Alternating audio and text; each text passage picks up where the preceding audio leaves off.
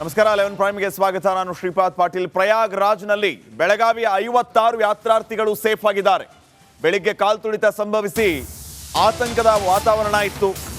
ತಮ್ಮ ಕುಟುಂಬಸ್ಥರು ಸದಸ್ಯರು ಯಾರೆಲ್ಲ ಪ್ರಯಾಗ್ರಾಜ್ಗೆ ಹೋಗಿದ್ದಾರೆ, ಅವರು ಸೇಫ್ ಆಗಿದ್ದಾರಾ ಇಲ್ವಾ ಅನ್ನುವಂಥ ಪ್ರಶ್ನೆ ಕಾಡ್ತಾ ಇತ್ತು. ಸದ್ಯಕ್ಕೆ ವಿಡಿಯೋ ಬಿಡುಗಡೆ ಮಾಡಿದ್ದಾರೆ ಸುರಕ್ಷತೆಯ ವಿಚಾರವಾಗಿ. 56 ಜನ ಯಾತ್ರಾರ್ಥಿಗಳು ಮರಳಿ ಬೆಳಗಾವಿಯತ್ತ ಪ್ರಯಾಣವನ್ನ ಬೆಳೆಸಿದ್ದಾರೆ. ಇವರ ಜೊತೆಗೆ ಪ್ರಯಾಣ ಬೆಳೆಸಿದ 4 ಕಾಲ್ ತುಳಿತದಲ್ಲಿ ಸಾವನ್ನಪ್ಪಿದ್ದಾರೆ. 60 ಜನ ಹೋಗಿದ್ರು ಟೋಟಲ್, ಅದರಲ್ಲಿ 4 ಜನ ಕಾಲ್ ತುಳಿತದಲ್ಲಿ ಸಾವನ್ನಪ್ಪಿದ್ದಾರೆ. ಉಳಿದ 56 ಜನ ಎಲ್ಲರೂ ಸೇಫ್ ಆಗಿದ್ದಾರೆ.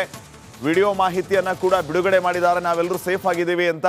ಅವರೆಲ್ಲರೂ ಕೂಡ ವಾಪಸ್ ಬೆಳಗಾವಿಗೆ ಬರ್ತಾ ಇದ್ದಾರೆ. 4 ಜನ ಇಹಲೋಕ ಪಯಣವನ್ನ ಮುಗಿಸಿದ್ದಾರೆ. ಉಳಿದ 56 ಜನ ಸೇಫ್ ಆಗಿದ್ದಾರೆ, ಬೆಳಗಾವಿಗೆ ವಾಪಸ್ ಬರ್ತಿದ್ದಾರೆ. ಈಗ ತಾವೇನು ಗಮನಿಸ್ತಾ ಇದ್ದೀರಿ, ಈ ದೃಶ್ಯ ಇಲ್ಲಿಂದನೇ ಆರಂಭ ಆಗಿದ್ದು. ಬ್ಯಾರಿಕೇಡ್ಗಳನ್ನು ತಳ್ಳಿ ನುಗ್ಗಿ ಇವರು ಸಂಗಮದತ್ತ ಯಾವಾಗ ನುಗ್ಗೋದಕ್ಕೆ ಮುಂದಾದರೋ ಅಲ್ಲಿ ಸ್ಟಾರ್ಟ್ ಆಯಿತು ಕಾಲ್ ತುಳಿತ. ಮಹಾಕುಂಭ ಮೇಳದಲ್ಲಿ ನಡೆದಂತಹ ಈ ಕಾಲ್ ತುಳಿತದಿಂದ 30 ಜನ ಸಾವನ್ನಪ್ಪಿದ್ದಾರೆ. ಮಧ್ಯರಾತ್ರಿ 2 ಗಂಟೆ 3 ನಿಮಿಷಕ್ಕಾದಂತಹ ಒಂದು ಘಟನೆ ಇದು.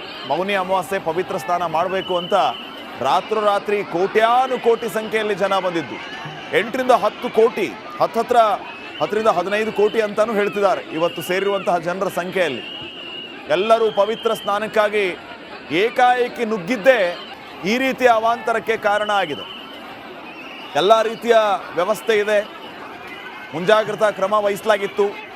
ಆದರೆ ಸೇರಿದಂತಹ ವಿಪರೀತ ಸಂಖ್ಯೆಯ ಭಕ್ತರು ಅವರನ್ನ ಕಂಟ್ರೋಲ್ ಮಾಡೋದಕ್ಕಾಗಲಿಲ್ಲ. ಬ್ಯಾರಿಕೇಡ್ಗಳಲ್ಲಿ ನೋಡ್ತಾ ಇರೋದು ದೃಶ್ಯಗಳಲ್ಲಿ ನೋಡಿ, ಅಲ್ಲಿ ಒಂದು ಮಾರ್ಗ ಇದೆ. ಆ ಮಾರ್ಗವಾಗಿ ನೀಟಾಗಿ ಎಲ್ಲರೂ ಹೋಗಿದ್ದಿದ್ರೆ ಇವತ್ತು ಈ ದುರಂತ ಸಂಭವಿಸ್ತಿರ್ಲಿಲ್ವ ಏನು. ಆದರೆ ಧಾವಂತ, ಆತುರ, ಕೆಲವರು ಆ ಬ್ಯಾರಿಕೇಡನ್ನು ತಳ್ಳಿ ನುಗ್ಗೋದಕ್ಕೆ ಪ್ರಯತ್ನ ಪಟ್ಟರು, ನುಗ್ಗಿಯೂ ಬಿಟ್ಟರು. ಅಲ್ಲಿರುವಂಥ ಆ್ಯಕ್ಷನ್ ಫೋರ್ಸ್ ಅವ್ರು ಏನು ಮಾಡೋಕ್ಕಾಗತ್ತೆ? ಎಲ್ಲರೂ ಒಟ್ಟಿಗೆ ಕೋಟಿ ಜನ ಈ ರೀತಿ ನುಗ್ಗಿದ್ರೆ ಪರಿಣಾಮ ಆಗಿದ್ದೇ ಕಾಲ್ ತುಳಿತ. 30 ಜನ ಸಾವನ್ನಪ್ಪಿದ್ದಾರೆ. ಪಾಪ ಉತ್ತರ ಪ್ರದೇಶ ಮುಖ್ಯಮಂತ್ರಿ ಯೋಗಿ ಆದಿತ್ಯನಾಥ್ ಕಣ್ಣೀರು ಹಾಕ್ಬಿಟ್ರು, ಭಾವುಕರಾದರು ಈ ರೀತಿ ಆಗಿದೆ ಅಂತ ಹೇಳಿ. ಪ್ರಧಾನಿ ಮೋದಿ ಅವರು ಕೂಡ ವಿಷಾದವನ್ನು ವ್ಯಕ್ತಪಡಿಸಿದ್ದಾರೆ. ಇನ್ನು ಬೆಳಗಾವಿಯ 4 ಈ ದುರಂತದಲ್ಲಿ ಸಾವನ್ನಪ್ಪಿರೋದು ಮಹಾದೇವಿ, ಅರುಣ್, ಜ್ಯೋತಿ ಮತ್ತು ಮೇಘ. ಜ್ಯೋತಿ, ಮೇಘ ತಾಯಿ ಮಗಳು. ಅರುಣ್ ಅನ್ನುವಂಥವರು ಸಾವನ್ನಪ್ಪಿದ್ದಾರೆ. ಹಾಗೆಯೇ ಮಹಾದೇವಿ ಅನ್ನುವಂತಹ ಮಹಿಳೆಯೂ ಕೂಡ ಸಾವನ್ನಪ್ಪಿದ್ದಾರೆ. ಇವರೆಲ್ಲರೂ ಕೂಡ ಬೆಳಗಾವಿ ಮೂಲದವರು. ಒಟ್ಟು 60 ಜನ ಹೋಗಿದ್ರು, ಅದರಲ್ಲಿ 50 भरपूर आहेत. करोडोनी लोक आलेली आहेत. आमची गाडी इथून जवळपास नदीपासून 30 ते 40 किलोमीटर अंतरावर होती. आम्ही सर्वजण स्वतः वेगवेगळ्या वाहनातून नदी कुंभस्नानासाठी गेलेलो. रात्री अर्ध्या रात्री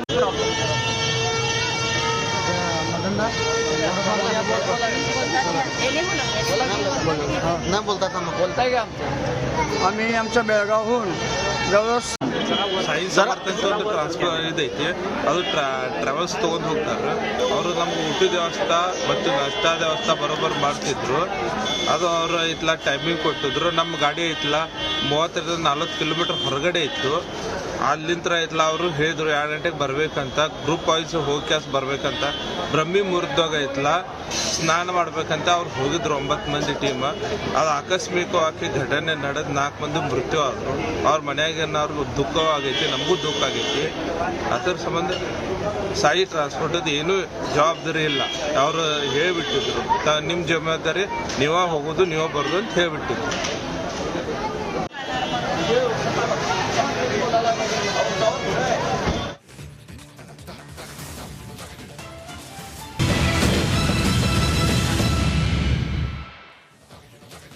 ನಮಸ್ಕಾರ, 11 ಪ್ರೈಮ್ಗೆ ಸ್ವಾಗತ. ನಾನು ಶ್ರೀಪಾದ್ ಪಾಟೀಲ್. ಪ್ರಯಾಗ್ರಾಜ್ನಲ್ಲಿ ಬೆಳಗಾವಿಯ 56 ಯಾತ್ರಾರ್ಥಿಗಳು ಸೇಫ್ ಆಗಿದ್ದಾರೆ.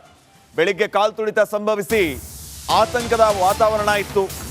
ತಮ್ಮ ಕುಟುಂಬಸ್ಥರು ಸದಸ್ಯರು ಯಾರೆಲ್ಲ ಪ್ರಯಾಗ್ರಾಜ್ಗೆ ಹೋಗಿದ್ದಾರೆ, ಅವರು ಸೇಫ್ ಆಗಿದ್ದಾರಾ ಇಲ್ವಾ ಅನ್ನುವಂಥ ಪ್ರಶ್ನೆ ಕಾಡ್ತಾ ಇತ್ತು. ಸದ್ಯಕ್ಕೆ ವಿಡಿಯೋ ಬಿಡುಗಡೆ ಮಾಡಿದ್ದಾರೆ ಸುರಕ್ಷತೆಯ ವಿಚಾರವಾಗಿ. 56 ಜನ ಯಾತ್ರಾರ್ಥಿಗಳು ಮರಳಿ ಬೆಳಗಾವಿಯತ್ತ ಪ್ರಯಾಣವನ್ನ ಬೆಳೆಸಿದ್ದಾರೆ. ಇವರ ಜೊತೆಗೆ ಪ್ರಯಾಣ ಬೆಳೆಸಿದ 4 ಕಾಲ್ ತುಳಿತದಲ್ಲಿ ಸಾವನ್ನಪ್ಪಿದ್ದಾರೆ. 60 ಜನ ಹೋಗಿದ್ರು ಟೋಟಲ್, ಅದರಲ್ಲಿ 4 ಜನ ಕಾಲ್ ತುಳಿತದಲ್ಲಿ ಸಾವನ್ನಪ್ಪಿದ್ದಾರೆ. ಉಳಿದ 56 ಜನ ಎಲ್ಲರೂ ಸೇಫ್ ಆಗಿದ್ದಾರೆ. ವಿಡಿಯೋ ಮಾಹಿತಿಯನ್ನ ಕೂಡ ಬಿಡುಗಡೆ ಮಾಡಿದ್ದಾರೆ. ನಾವೆಲ್ಲರೂ ಸೇಫ್ ಆಗಿದ್ದೀವಿ ಅಂತ. ಅವರೆಲ್ಲರೂ ಕೂಡ ವಾಪಸ್ ಬೆಳಗಾವಿಗೆ ಬರ್ತಾ ಇದ್ದಾರೆ. 4 ಜನ ಇಹಲೋಕ ಪಯಣವನ್ನು ಮುಗಿಸಿದ್ದಾರೆ. ಉಳಿದ 56 ಜನ ಸೇಫ್ ಆಗಿದ್ದಾರೆ, ಬೆಳಗಾವಿಗೆ ವಾಪಸ್ ಬರ್ತಿದ್ದಾರೆ. ಈಗ ತಾವೇನು ಗಮನಿಸ್ತಾ ಇದ್ದೀರಿ, ಈ ದೃಶ್ಯ ಇಲ್ಲಿಂದನೇ ಆರಂಭ ಆಗಿದ್ದು. ಬ್ಯಾರಿಕೇಡ್ಗಳನ್ನು ತಳ್ಳಿ ನುಗ್ಗಿ ಇವರು ಸಂಗಮದತ್ತ ಯಾವಾಗ ನುಗ್ಗೋದಕ್ಕೆ ಮುಂದಾದರೋ ಅಲ್ಲಿ ಸ್ಟಾರ್ಟ್ ಆಯಿತು ಕಾಲು ತುಳಿತ. ಮಹಾಕುಂಭ ಮೇಳದಲ್ಲಿ ನಡೆದಂತಹ ಈ ಕಾಲು ತುಳಿತದಿಂದ 30 ಜನ ಸಾವನ್ನಪ್ಪಿದ್ದಾರೆ.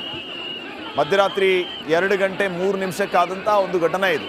ಮೌನಿ ಅಮಾವಾಸ್ಯೆ ಪವಿತ್ರ ಸ್ನಾನ ಮಾಡಬೇಕು ಅಂತ ರಾತ್ರೋರಾತ್ರಿ ಕೋಟ್ಯಾನುಕೋಟಿ ಸಂಖ್ಯೆಯಲ್ಲಿ ಜನ ಬಂದಿದ್ದು. 8 ರಿಂದ 10 ಕೋಟಿ, 10 ರಿಂದ 15 ಕೋಟಿ ಅಂತಾನೂ ಹೇಳ್ತಿದ್ದಾರೆ ಇವತ್ತು ಸೇರಿರುವಂತಹ ಜನರ ಸಂಖ್ಯೆಯಲ್ಲಿ. ಎಲ್ಲರೂ ಪವಿತ್ರ ಸ್ನಾನಕ್ಕಾಗಿ ಏಕಾಏಕಿ ನುಗ್ಗಿದ್ದೇ ಈ ರೀತಿಯ ಅವಾಂತರಕ್ಕೆ ಕಾರಣ ಆಗಿದೆ. ಎಲ್ಲ ರೀತಿಯ ವ್ಯವಸ್ಥೆ ಇದೆ, ಮುಂಜಾಗ್ರತಾ ಕ್ರಮ ವಹಿಸಲಾಗಿತ್ತು. ಆದರೆ ಸೇರಿದಂತಹ ವಿಪರೀತ ಸಂಖ್ಯೆಯ ಭಕ್ತರು ಅವರನ್ನ ಕಂಟ್ರೋಲ್ ಮಾಡೋದಕ್ಕಾಗಲಿಲ್ಲ. ಬ್ಯಾರಿಕೇಡ್ಗಳಲ್ಲಿ ನೋಡ್ತಾ ಇರೋದು ದೃಶ್ಯಗಳಲ್ಲಿ ನೋಡಿ, ಅಲ್ಲಿ ಒಂದು ಮಾರ್ಗ ಇದೆ, ಆ ಮಾರ್ಗವಾಗಿ ನೀಟಾಗಿ ಎಲ್ಲರೂ ಹೋಗಿದ್ದಿದ್ರೆ ಇವತ್ತು ಈ ದುರಂತ ಸಂಭವಿಸ್ತಿರ್ಲಿಲ್ವ ಏನು. ಆದರೆ ಧಾವಂತ, ಆತುರ, ಕೆಲವರು ಆ ಬ್ಯಾರಿಕೇಡನ್ನು ತಳ್ಳಿ ನುಗ್ಗೋದಕ್ಕೆ ಪ್ರಯತ್ನ ಪಟ್ಟರು, ನುಗ್ಗಿಯೂ ಬಿಟ್ಟರು. ಅಲ್ಲಿರುವಂಥ ಆ್ಯಕ್ಷನ್ ಫೋರ್ಸ್ ಅವ್ರು ಏನು ಮಾಡೋಕ್ಕಾಗತ್ತೆ? ಎಲ್ಲರೂ ಒಟ್ಟಿಗೆ ಕೋಟಿ ಜನ ಈ ರೀತಿ ನುಗ್ಗಿದ್ರೆ ಪರಿಣಾಮ ಆಗಿದ್ದೇ ಕಾಲು ತುಳಿತ. 30 ಜನ ಸಾವನ್ನಪ್ಪಿದ್ದಾರೆ. ಪಾಪ ಉತ್ತರ ಪ್ರದೇಶ ಮುಖ್ಯಮಂತ್ರಿ ಯೋಗಿ ಆದಿತ್ಯನಾಥ್ ಕಣ್ಣೀರು ಹಾಕ್ಬಿಟ್ರು, ಭಾವುಕರಾದರು ಈ ರೀತಿ ಆಗಿದೆ ಅಂತ ಹೇಳಿ. ಪ್ರಧಾನಿ ಮೋದಿ ಅವರು ಕೂಡ ವಿಷಾದವನ್ನು ವ್ಯಕ್ತಪಡಿಸಿದ್ದಾರೆ. ಇನ್ನು ಬೆಳಗಾವಿಯ 4 ಈ ದುರಂತದಲ್ಲಿ ಸಾವನ್ನಪ್ಪಿರೋದು. ಮಹಾದೇವಿ, ಅರುಣ್, ಜ್ಯೋತಿ ಮತ್ತು ಮೇಘ. ಜ್ಯೋತಿ, ಮೇಘ ತಾಯಿ ಮಗಳು. ಅರುಣ್ ಅನ್ನುವಂಥವರು ಸಾವನ್ನಪ್ಪಿದ್ದಾರೆ. ಹಾಗೆಯೇ ಮಹಾದೇವಿ ಅನ್ನುವಂತಹ ಮಹಿಳೆಯೂ ಕೂಡ ಸಾವನ್ನಪ್ಪಿದ್ದಾರೆ. ಇವರೆಲ್ಲರೂ ಕೂಡ ಬೆಳಗಾವಿ ಮೂಲದವರು. ಒಟ್ಟು 60 ಜನ ಹೋಗಿದ್ರು, ಅದರಲ್ಲಿ 50 भरपूर आहेत, करोडोनी लोक आलेली आहेत. आमची गाडी इथून जवळपास नदीपासून 30 ते 40 किलोमीटर अंतरावर होती. आम्ही सर्वजण स्वतः वेगवेगळ्या वाहनातून नदी कुंभस्नानासाठी गेलेलो. रात्री अर्ध्या रात्री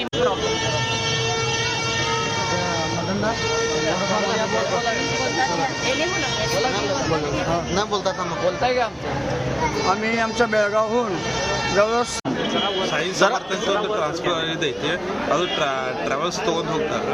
ಅವರು ನಮ್ಗೆ ಊಟದ ವ್ಯವಸ್ಥೆ ಮತ್ತು ನಾಷ್ಟದ ವ್ಯವಸ್ಥೆ ಬರೋಬ್ಬರ್ ಮಾಡ್ತಿದ್ರು. ಅದು ಅವರು ಇತ್ಲ ಟೈಮಿಂಗ್ ಕೊಟ್ಟಿದ್ರು. ನಮ್ಮ ಗಾಡಿ ಐತ್ಲ 30 ರಿಂದ 40 ಕಿಲೋಮೀಟರ್ ಹೊರಗಡೆ ಇತ್ತು. ಅಲ್ಲಿಂದ ಐತ್ಲ ಅವರು ಹೇಳಿದ್ರು 2 ಗಂಟೆಗೆ ಬರ್ಬೇಕಂತ, ಗ್ರೂಪ್ ವೈಸ್ ಹೋಗಿ ಬರ್ಬೇಕಂತ. ಬ್ರಹ್ಮಿ ಮುಹೂರ್ತದಾಗ ಐತ್ಲ ಸ್ನಾನ ಮಾಡ್ಬೇಕಂತ ಅವ್ರು ಹೋಗಿದ್ರು 9 ಮಂದಿ ಟೀಮ್. ಅದು ಆಕಸ್ಮಿಕವಾಗಿ ಘಟನೆ ನಡೆದು 4 ಮಂದಿ ಮೃತ್ಯು ಆದರು. ಅವ್ರ ಮನೆಯಾಗೇನಾದ್ರು ದುಃಖವಾಗೈತಿ, ನಮಗೂ ದುಃಖ ಆಗೈತಿ. ಅದರ ಸಂಬಂಧ ಸಾಯಿ ಟ್ರಾನ್ಸ್ಪೋರ್ಟದ್ದು ಏನೂ ಜವಾಬ್ದಾರಿ ಇಲ್ಲ. ಅವರು ಹೇಳಿಬಿಟ್ಟಿದ್ರು, ನಿಮ್ಮ ಜವಾಬ್ದಾರಿ ನೀವೇ ಹೋಗೋದು ನೀವೇ ಬರೋದು ಅಂತ ಹೇಳಿಬಿಟ್ಟಿದ್ರು.